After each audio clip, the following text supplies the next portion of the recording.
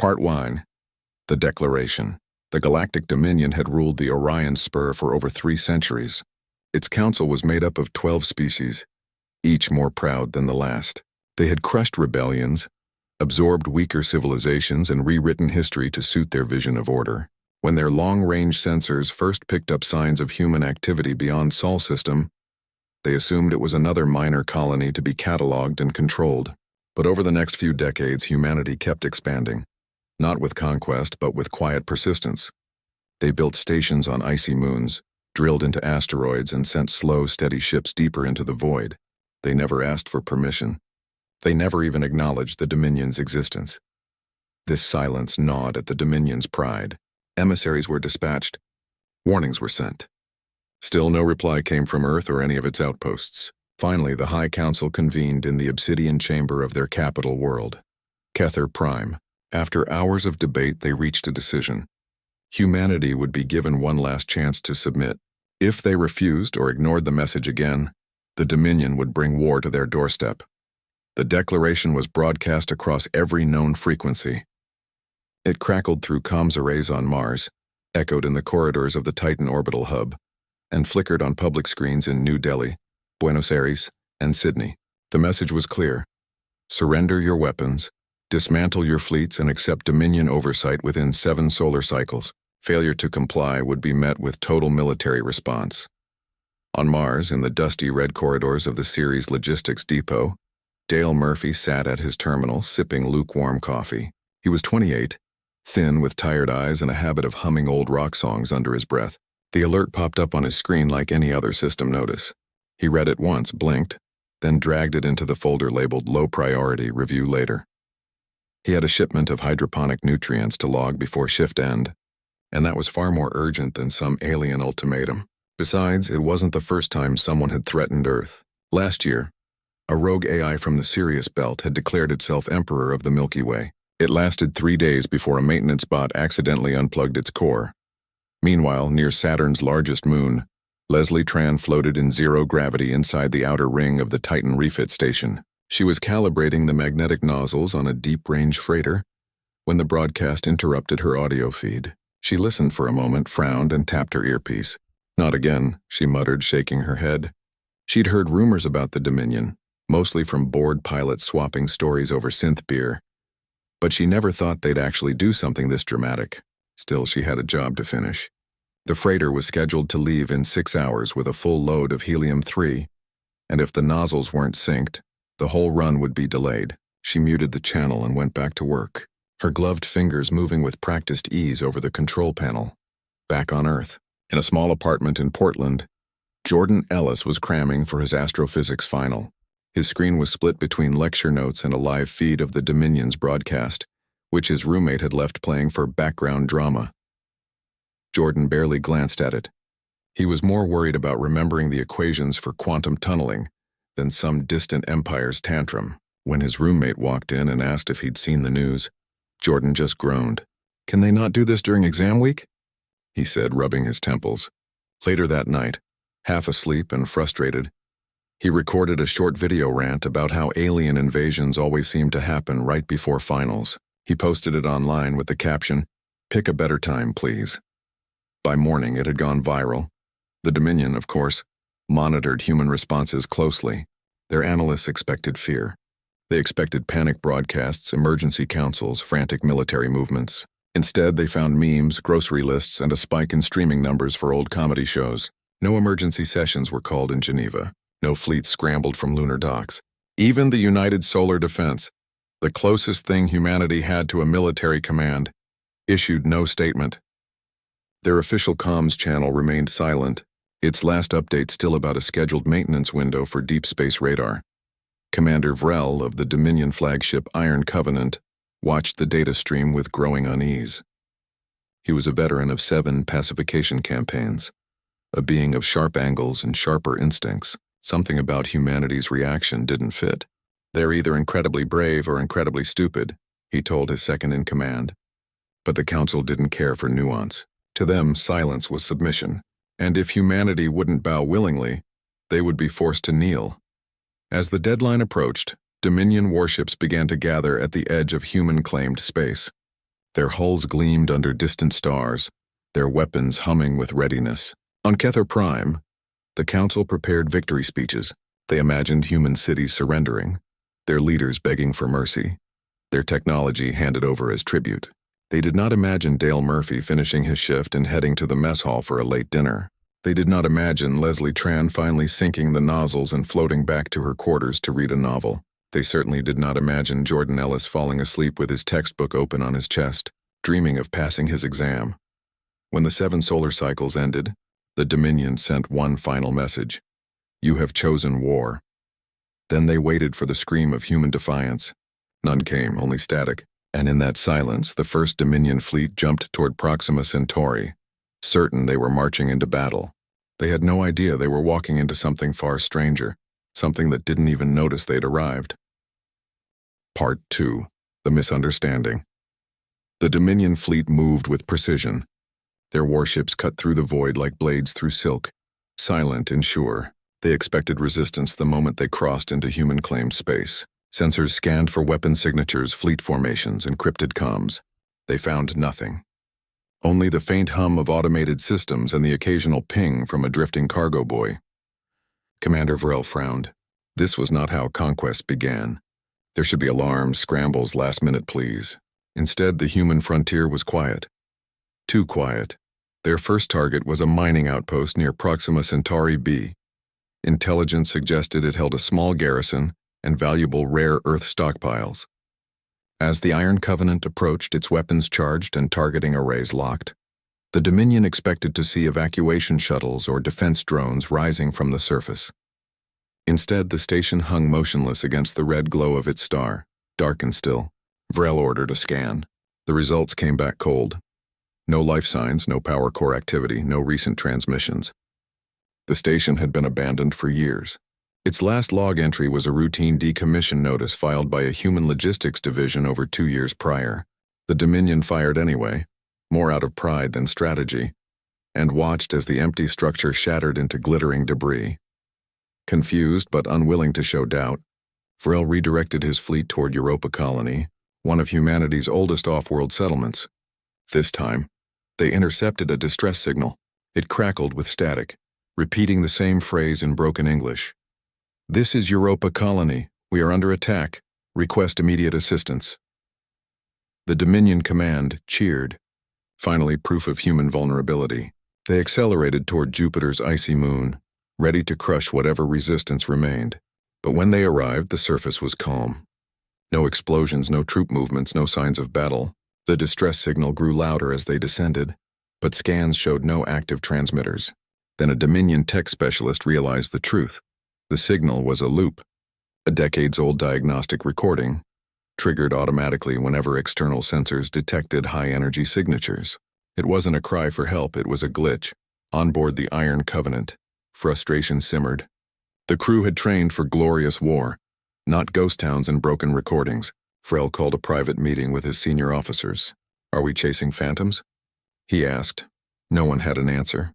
Back on Kether Prime, the High Council grew impatient. They demanded results. Vrel needed proof that humanity was real, that they were worth conquering. He ordered a direct approach. Send a scout vessel to Lunar Command, the symbolic heart of human space operations. If Earth had any real presence, it would be there. The scout ship, Shadow Veil, slipped past Mars and entered lunar orbit undetected, or so they thought. In truth, Lunar Traffic Control had logged their approach the moment they crossed the orbit of Venus. But since the ship didn't transmit identification or request docking clearance, it was flagged as non-compliant but non-threatening and added to the weekly anomaly report. No alarm was raised.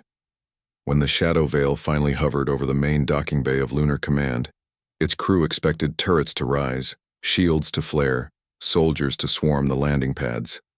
Instead, a single figure in a faded blue jumpsuit stepped out of the airlock, clipboard in hand. It was Marcus Bell, a maintenance technician with 20 years of service and a chronic allergy to bureaucracy. He squinted up at the alien ship, sighed, and tapped his wristcom. Hey, Ops, we got another one.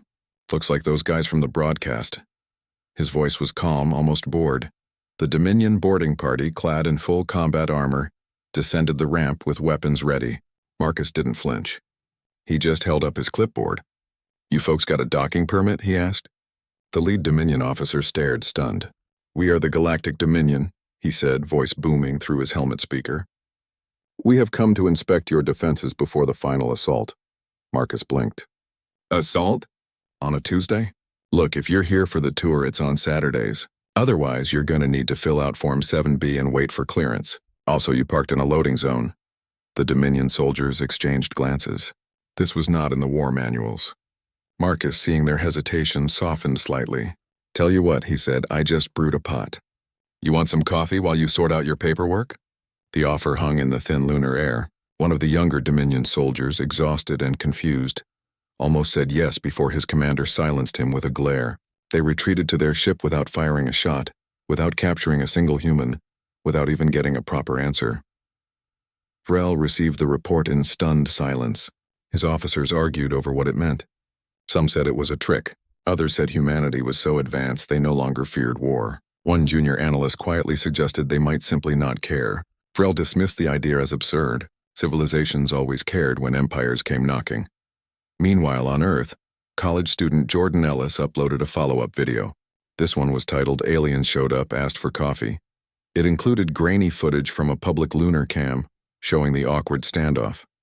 He joked that maybe the Dominion just needed a nap and a snack.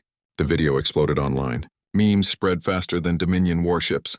One showed a Dominion commander holding a coffee cup with the caption, "My invasion can wait till after lunch." Another depicted Earth's entire defense strategy as a single sign that read, "Please read the rules." The Dominion High Council watched these clips through intercepted feeds.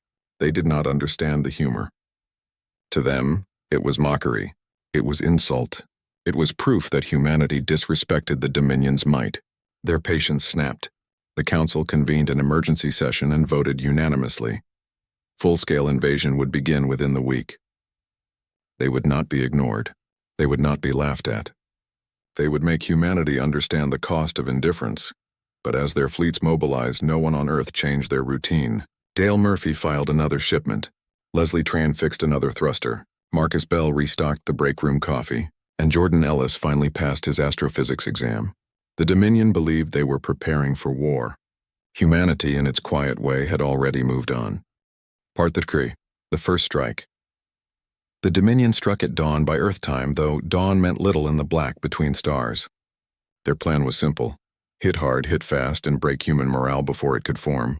3 task forces launched simultaneously, one toward the asteroid belt, one toward the outer colonies, and one straight for the moon. They expected chaos, resistance, maybe even a last stand. What they got was silence, confusion, and a very annoyed technician named Marcus Bell. The first blow landed on a mining platform near Ceres. Dominion cruisers opened fire without warning, their plasma lances tearing through metal and ice. The explosion lit up the dark like a brief, angry sun. But when the smoke cleared, the Dominion realized their mistake. The platform had been automated for years. Its last human crew had left after the lithium veins ran dry.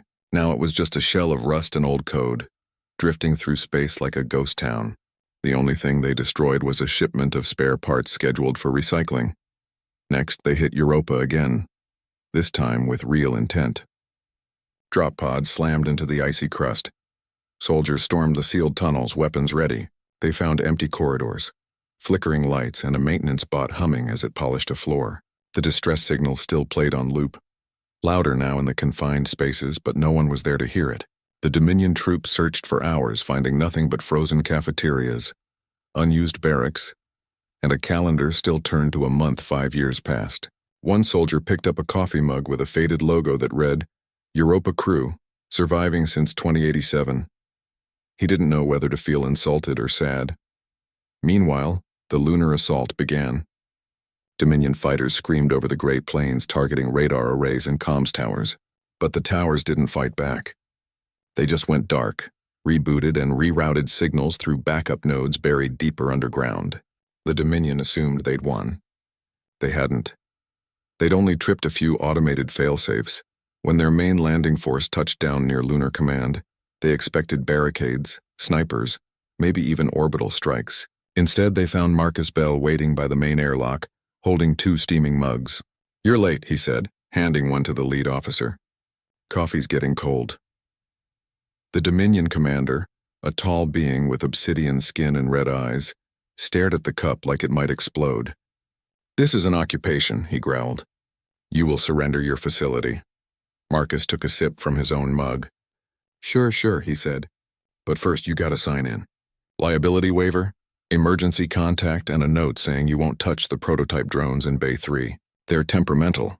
The Dominion soldiers hesitated. This wasn't war. This was paperwork. One of them actually reached for the clipboard before his commander yanked his arm back. "We do not comply with human bureaucracy," the commander snapped. Marcus shrugged. "Then you don't get coffee. And honestly, you look like you need it." He turned and walked back inside, leaving the airlock open behind him. The Dominion troops stood there, unsure whether to follow or open fire. Firing on an unarmed man holding a coffee mug felt wrong, even for an empire. Back on Mars, Dale Murphy finally noticed something was off. His comms feed kept glitching, and half the cargo manifests were marked delayed due to external interference. He checked the system logs and saw repeated jamming signals from unknown origins. He frowned, tapped a few keys, and rerouted all traffic through the Venus relay, a backup most people forgot existed. Within minutes, Mars logistics was running smoothly again. He didn't think much of it. Solar flares did weirder things. In orbit around Titan, Leslie Tran watched the Dominion fleet movements on a public feed. She wasn't supposed to have access, but she'd jury-rigged a sensor array from spare parts and an old gaming console. She saw the attacks, the empty stations, the confused soldiers. She laughed out loud. "They really thought we'd be scared?" She said to no one. Then she got back to work. Her freighter needed a new coolant line, and she wasn't about to let an alien war mess up her schedule. On Earth, Jordan Ellis saw the news clips and recorded another video. This one was shorter. "So they blew up an empty rock and got scolded by a janitor," he said, shaking his head. "I give them 3 more tries before they ask for directions." The video got millions of views in an hour. Hashtags like Dominion Confused and Just Sign the Form started trending. The Dominion High Command watched it all unfold with growing dread. Their victories felt hollow. Their enemies weren't fighting, they were ignoring them. Worse, they were being mocked. Vrel received a direct order from the Council. Capture a human leader, any human leader, and force a surrender broadcast. He chose Lunar Command as his target. If Marcus Bell was there, maybe someone important was too. But when Dominion troops finally entered the facility, they found no generals, no politicians, no war room, just hallways lined with lockers, a break room with a broken microwave, and a sign that read "Quiet Zone, nap hours 1400-1600. They did find one live human, a young intern named Nina Cho, who was asleep on a couch with a tablet on her chest. She woke up, blinked at the armed aliens, and said, "Oh, are you the new contractors?" The plumbing's been acting up in Sector D. Vrel, watching from orbit, felt something he hadn't felt in decades. Doubt. This wasn't a civilization on the brink. This was a civilization that had moved past brinkmanship. They didn't build walls because they didn't fear being overrun. They didn't raise armies because they'd already solved the problems that made war necessary. And now the Dominion was flailing in a world that didn't play by their rules. As the sun rose over the lunar horizon, casting long shadows across the silent base, the Dominion soldiers stood in the hallway, weapons lowered, unsure what to do next. Marcus Bell walked past them without a glance, heading to the supply closet for a new filter. "You folks can stay," he called over his shoulder. "Just don't block the hallway." And with that, the first strike of the war ended, not with a bang, but with a shrug. Part of 4, The Revelation. As the Dominion pushed deeper into human space, their certainty began to crack. Every victory felt like a mistake. Every outpost they seized was either empty, automated, or staffed by people who seemed more annoyed than afraid. Their soldiers, trained to crush resistance, found nothing to fight. Their weapons, designed to shatter fleets, fired into silence. And worst of all, their pride, the thing that had built their empire, was starting to feel foolish. It began with small things. A Dominion scout ship tried to hack into a cargo drone's navigation system, only to find the drone had already rerouted itself through 6 backup channels and left a polite error message. "Access denied. Please submit request form 12C. Another patrol intercepted a human freighter, boarded it with full force, and found the crew playing cards in the mess hall. When asked why they weren't fleeing, the captain just shrugged and said, "You're not on the threat list yet." Then came the tech. At first, the Dominion assumed human equipment was primitive. Their ships were boxy, their weapons unimpressive, their stations cluttered with old parts. But the more they looked, the more they saw patterns. The cargo haulers could shift power from engines to shields in under a second. The research buoys deployed micro-drones that silently disabled Dominion sensors without triggering alarms. Even the coffee machines in Lunar Command had encryption protocols stronger than some Dominion warships. Commander Vrel ordered a full analysis. His science team worked for days, sifting through captured data, reverse engineering human code, studying every scrap they could find. What they discovered chilled him. Humanity wasn't weak. They were just different. They hadn't spent centuries building weapons because they'd spent those centuries solving the problems that made weapons necessary. They'd fixed their climate, ended scarcity, cured disease, and unified not through conquest but through cooperation. War wasn't part of their daily life anymore. It was a relic like swords or smoke signals. The final piece came from an unexpected source. During a routine sweep near the Neptune relay, a Dominion boarding team captured a small maintenance shuttle. Inside, they found Claire Dixon, a human aerospace engineer with grease on her hands and a thermos of tea beside her. She didn't resist. She didn't beg. She just looked up from her tablet and said, "You're blocking my sunlight." The Dominion interrogators brought her to the Iron Covenant, expecting secrets, codes, maybe a hidden command structure. Instead, Claire answered every question with calm honesty. No lies, no tricks. When asked why humanity didn't fight back, she sighed like someone explaining math to a toddler. "We stopped fearing extinction a long time ago," she said. "Once you fix hunger, poverty, and hatred, there's not much left to fight over. We still have problems, sure, but none of them involve blowing up planets." She explained that Earth's united solar defense wasn't a military force. It was more like a cosmic traffic department. Their job wasn't to wage war, but to keep space lanes clear, assist stranded ships, and manage orbital debris. "You picked a really boring time to start a war," she added, sipping her tea. "We're all just trying to get through the week." Vrel listened in silence. He'd spent his life believing strength meant dominance, but here was a species that had grown so strong. They no longer needed to dominate anyone. They'd outgrown war like a child outgrows a toy, and in doing so, they'd become something the Dominion couldn't understand, something they couldn't conquer. Back on Earth, life went on. Schools held classes, farms grew food, artists painted, musicians played, and engineers tinkered. No one was hiding in bunkers. No one was stockpiling weapons. When news of the Dominion's latest victory reached Portland, Jordan Ellis just rolled his eyes. "They blew up another empty station?" he asked his roommate. "At this point, they're just cleaning up our junk for us." On Mars, Dale Murphy finally processed the Dominion's original ultimatum. He'd moved it from low priority to reviewed, and added a note. "No action required. Sender appears confused."